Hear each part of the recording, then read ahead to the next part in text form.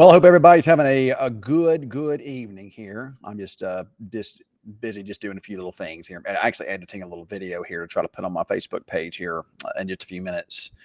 It's weird because I can edit video in my weather computer, and it's fine on all platforms but Facebook. For whatever reason on Facebook, it doesn't like the format for some reason. It's just an MP4 file is all it is, or it's a .movie file, and it just doesn't like it for some reason. So it won't upload it. So I have to go put it in CapCut, and then in CapCut I have to edit it out to send it so it'll, and then download it. It's a process, and it kind of sucks, but oh well, it is what it is. So well, I am starting to warm my vocal cords up, people, a bit. And you may wonder why I'm about to start singing. Well, in the 1980s, there was a song that was made popular by an artist, and the name of the song is "The Heat Is On."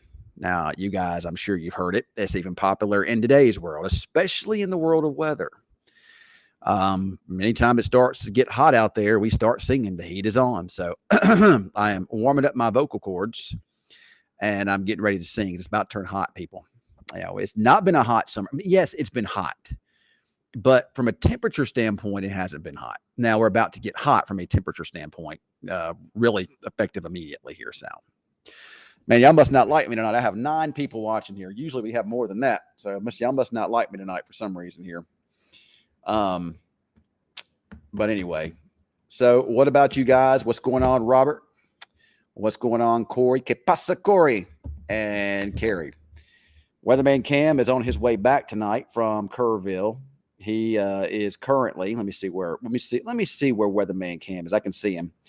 I have him on Live 360, not because I'm trying to keep tabs on where he's at, but because whenever we're storm chasing, it gives me a pretty good idea of where he's at. It just helps me. And it looks like he's in Seymour. So they came up from Kerrville, and currently he's going 55 miles per hour on the outskirts of Seymour. There he is. Hey, look, guys, I got a new phone.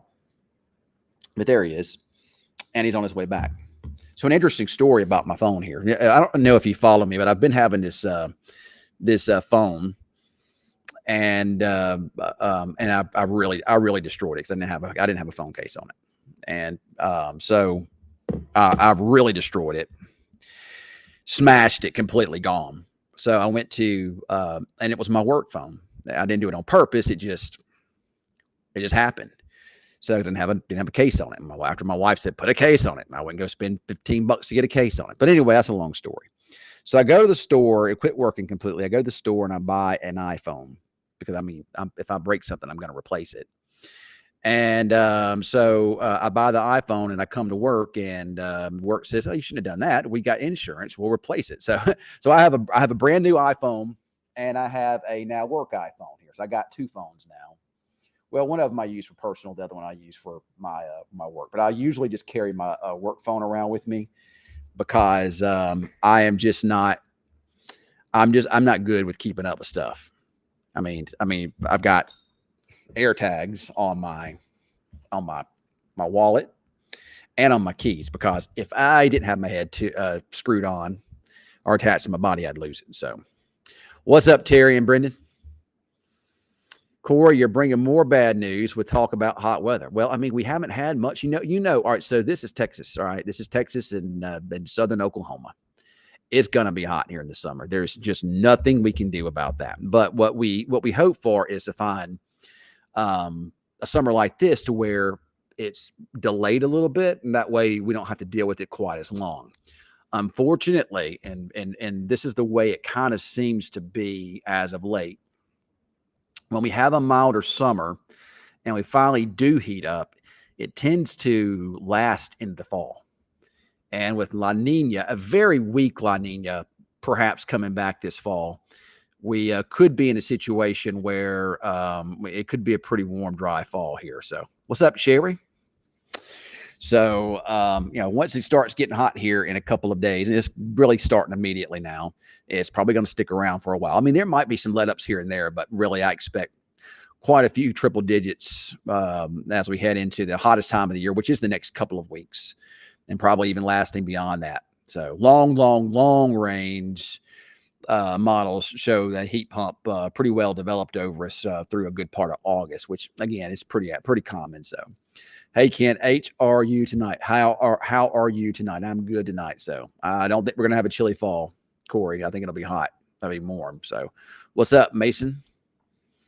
Tanner Sierra. Hey Ken, can you teach me better how to read radar imagery so when I do coverage I sound better? Well, I mean, my best advice to you on that is, just doing it. I had to start somewhere. Everybody starts from somewhere. They can teach you they can teach you in school. Actually, let me tell you about what school does. So you go to school and get the degree in meteorology, right? What they teach you is a bunch of numbers. They teach you a bunch of math. And honestly, they teach you a bunch of stuff that you'll never, ever use. Ever. I've never once in my entire life ever used, hey, what's up, Daphne? Use anything I learned in college algebra. Nothing. And all those hard equations and physics and calculus and all that stuff, never use them. Ever. Because the computer does everything for you now. You don't have to do that. So what the best learning tool is to just get in there and just do it and watch it and look at past imagery on radar and lots of tutorials out there. What's up, Janet? And again, Brad and Braden, I think it'll be warm and dry. But that education, all that math and all that stuff they do teach you, it gives you a bit of a backbone. It kind of gives you it helps you learn the concepts of how this stuff was all developed. And I guess when you understand the concepts of all of it, I guess it kind of gives you a better idea of how to utilize it and how to use it. I guess that's probably the difference between myself and somebody who's not a degreed meteorologist. Although I do know plenty of non-degreed weather people that do a very good job in forecasting. So,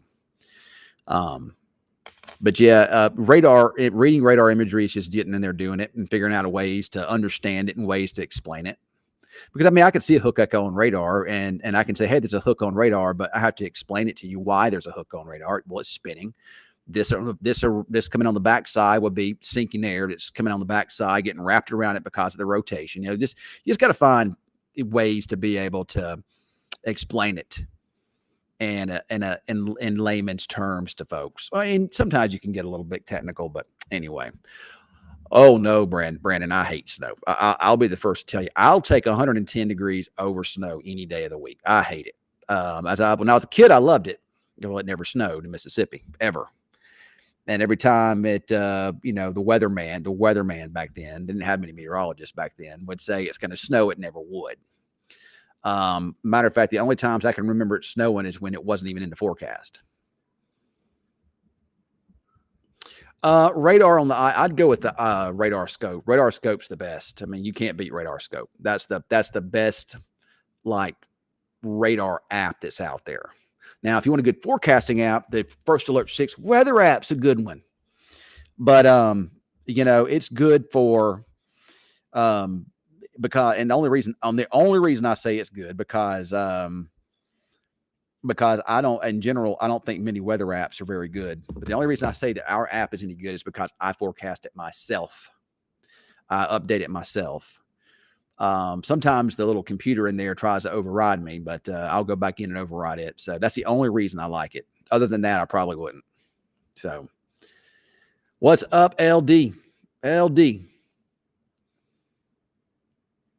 Yeah, they do. So Shannon, do you guys, does your spotters, do they communicate with you via because I know this has been back eons ago. They would use ham radios. Matter of fact, when I first got here, they had a big ham radio set up right here behind me, had a big antenna out there, and they would communicate with the spotters through ham radio. Of course, technology has completely changed since then. So what do you guys do? Do you guys use ham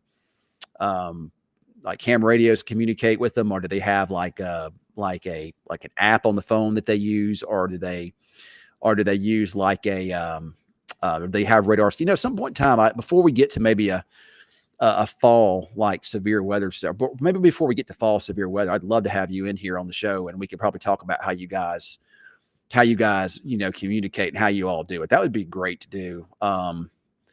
Maybe even do. I know you don't want to be on camera and stuff, but at some point in time, I'd love to have you on here to do that. It'd be great.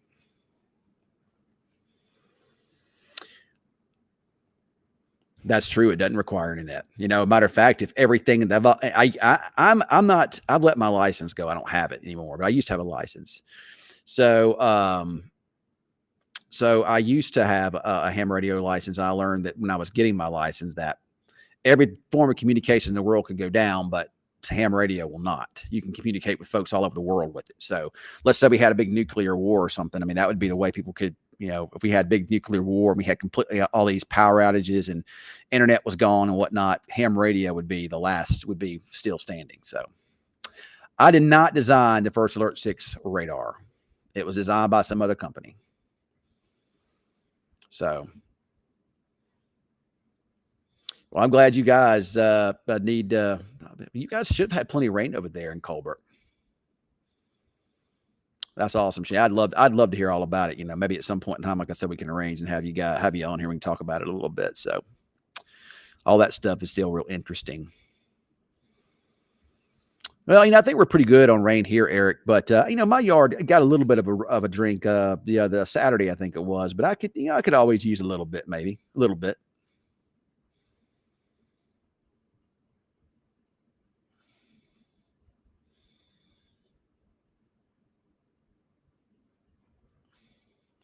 But I'm here at the end of July, or we're not at the end of July yet. We're in the middle of July, and my yard is still green, and it's still growing, and I've still got to cut it.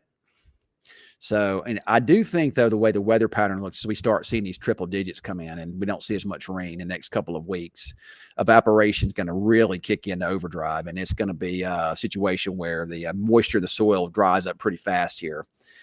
Which is, typical over here this time of the year. And I do expect unless you water your yard, I do expect the grass growing to slow down significantly in the next couple of weeks. Yeah, well, they were hit and miss, Carrie. Some places got it, some places didn't. I didn't get anything at all in my house today. It just barely missed me yesterday too. But some places got it. Some places got it for real.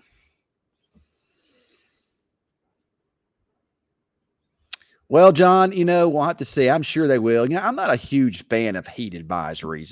Because if you think about it, in this part of the country, it's hot every day, and you could issue a heat advisory. There is a criteria that the Weather Service goes by, but you could really theoretically say issue a heat advisory every single day of the summer if you wanted to here. So I'm not a real big fan of that. But extreme heat warnings, those are the ones that are really, really serious. So, but yeah, we'll probably get some of those. It's just, we haven't had any yet, but I'm sure we'll get some pretty soon. My thoughts, yeah, it is too far out, but if we do go to a weak La Nina, I would think a pretty chilly winter probably. It just seems as though weak La Ninas through our research tend to bring some cold bouts of weather here. So Ken is doing good today. Ken is okay. Ken is okay today. What have I got going on here? Well, Jaden Knowles will be back in town on Friday. I was trying to take off the 10 o'clock newscast. I guess I could always tell my intern to do it, but my intern, he can't do that yet. But my weekend weather guy couldn't do it. He's got something going on, but I was trying to take off the 10 o'clock so I could go out to dinner with him, but I don't like it's going to happen. But I'm still going to try to get up with him on Friday, though, to have maybe a quick dinner or something in the evening. I don't know if this is real or not, but it looks like there was a pretty good earthquake today near 7.3 magnitude earthquake near Sandpoint, Alaska on Wednesday, prompting a tsunami warning from the National Weather Service. The warning was later downgraded to an advisory, blah, blah, blah, blah. Northwest side of Popoff Island off the Alaskan Peninsula, about 600 miles southwest of Anchorage. That's pretty good damage. But, these days you just don't know what's real and what's not. You'll see something and it'll look real, but then you get to looking at it and you're like, it's not real. It's AI. So what's up there, Bristol? You'll be at church camp on Friday. Where's your church camp at? That sounds like a lot of fun.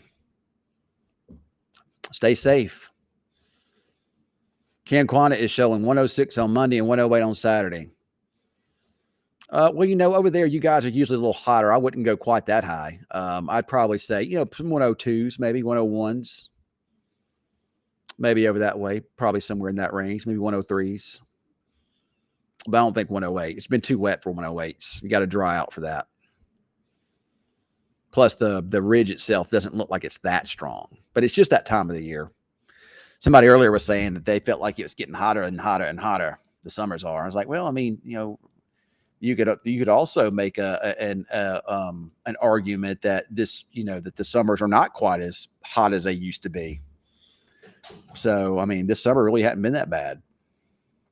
And we actually had some cool points. Last year was very similar to this year. Only different was we had more 100s at this point in time by last year, but it really wasn't that much. Matter of fact, this year is very similar to 2021. And you know what happened in 2021, don't you?